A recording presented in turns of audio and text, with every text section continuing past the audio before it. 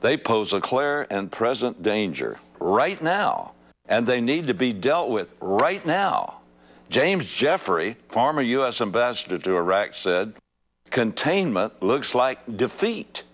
You can't contain these guys. You try to contain them, and you're going to have hundreds of thousands of young men from across the Middle East either joining them or causing unrest in their own countries. Our only hope of stopping ISIS without putting U.S. combat troops on the ground in Iraq, Syria, or maybe even Saudi Arabia is to make the present airstrikes a serious weapon and give the Kurds what they need. The White House says we're giving military aid to the Kurdish defense arm known as Peshmerga, but that's only true indirectly. Defense Secretary Hagel explains we're providing a tremendous amount of military assistance to the Peshmerga through the Iraqi security forces. The U.S. is still going through the Iraqi government in Baghdad to arm the Kurds. And Baghdad still wants to keep the Kurds under its thumb. And there's the problem. We're trying to please everybody except our friend, the Kurds. We need to give them directly what they need and not worry about whether the Kurds will get a little stronger and be able to keep their own sovereignty. Thankfully, a couple of other nations are directly arming the Kurds. German Foreign Minister Frank-Walter Steinmeier explained why the Germans are helping the Kurds.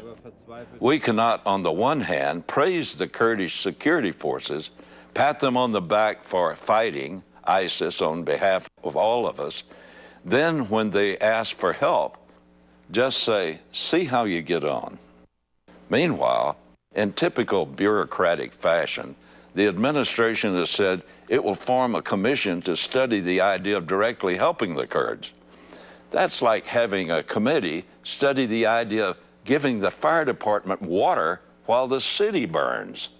Hang the commission and give the Kurds the weapons they need. Forming a committee at a time like this is the height of political wimpiness and a shame to every American. The Kurds have remained friends with us even when we let them down. Far more loyal than the government in Baghdad. What did they do? They left all of the wonderful weapons we gave them and ran for cover. The Kurds wouldn't. Give them the weapons they need now, all of them, and give them the serious air support that they need.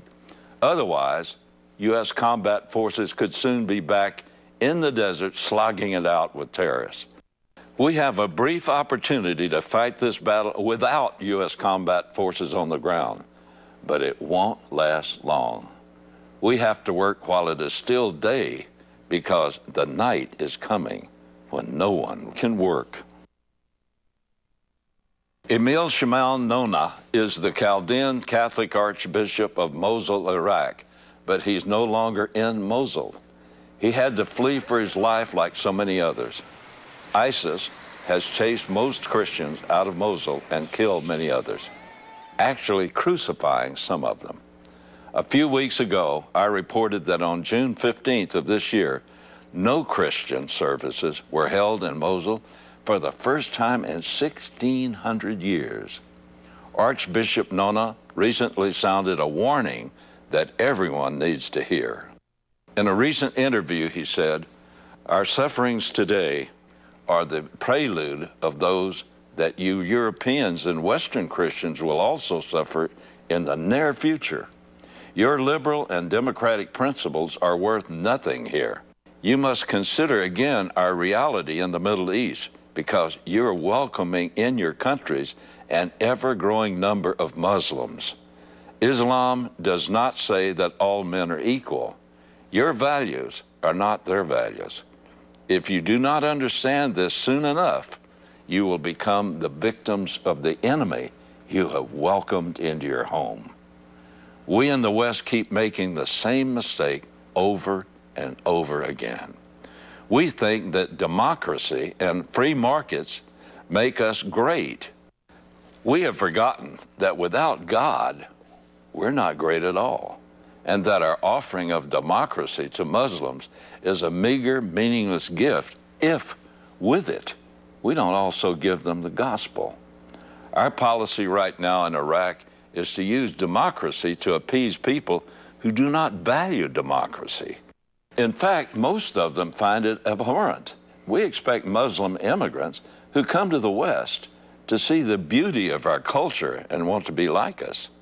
But instead, they see the depravity of our culture and want to be completely opposite of us. Because of abortion, among other things, Europe over the last few decades has had negative population growth. Economic necessity forced the Europeans to import laborers, mostly Middle Eastern and mostly Muslim. They made multiculturalism their mantra, so the Muslim labor force never really integrated into society. They came in poor and tended to stay that way. They were useful objects for big business, but they brought with them the spirit of jihad. When war broke out in Syria, there was a worldwide call for Sunni Muslims to come and join the fight against Assad. They enlisted the worst people in the world, including some from Europe and the United States. From their recruiting posters, we see their technique. They go after disenfranchised young men, already violent, often criminals, raised in a PlayStation environment where simulating killing and death are common. These young people long for meaning and purpose. They sense that there's something greater, and the Muslim recruiters tell them that greater meaning they've looked for is jihad for Allah. It combines the worst part of their natures with their desire for family, love, and God.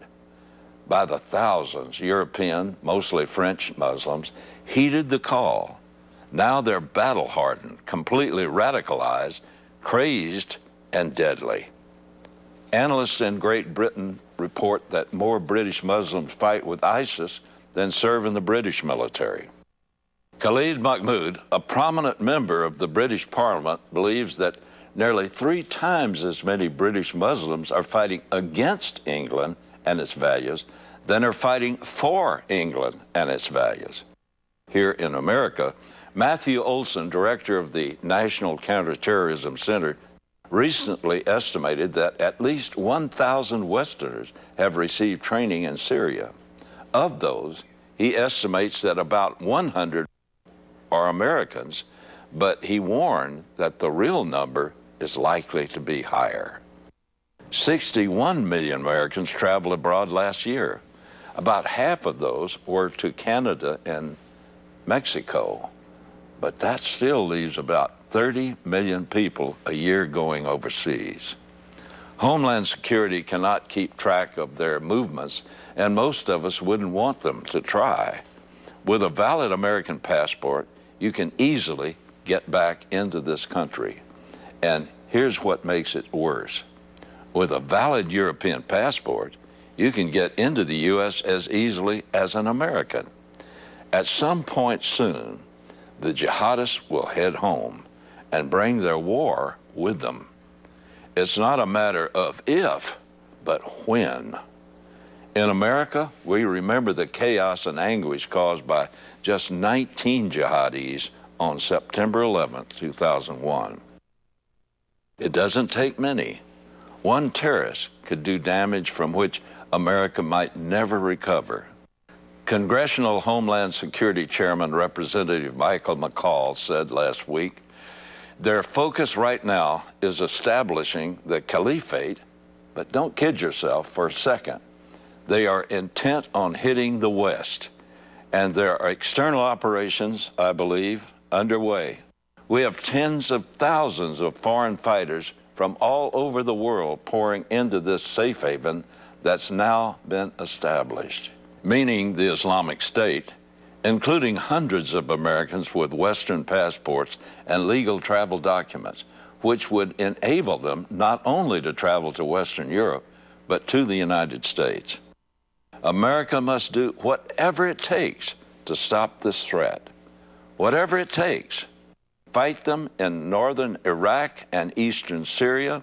Fight them there today, or we will soon have to fight them here.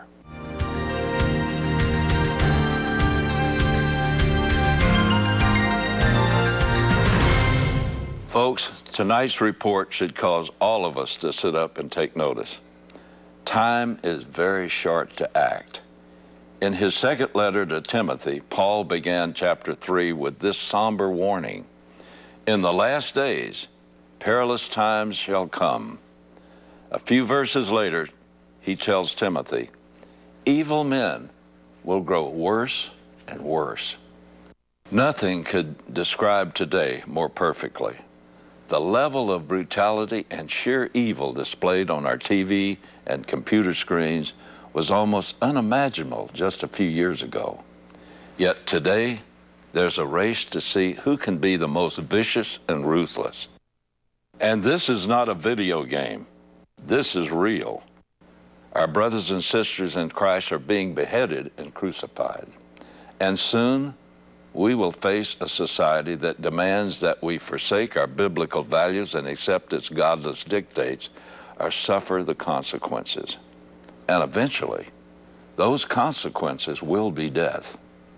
Now is the time to prepare for those days. Today, accept Jesus Christ and accept his free gift of pardon, which he died on Calvary to purchase for us. Make sure you know him. Accept him, and accept him with all your heart. And while there's still time, make certain your family and your friends and neighbors are ready to face those same days too. Well, that's it for tonight, folks. God willing, I'll see you next week. You've been watching the Hal Lindsey Report. To support this program, send your tax-deductible gift to Hal Lindsey Media Ministries, P.O. Box 470-470, Tulsa, Oklahoma 74147. You can also support this ministry online. Visit hallindsey.com or call 1-888-RAPTURE.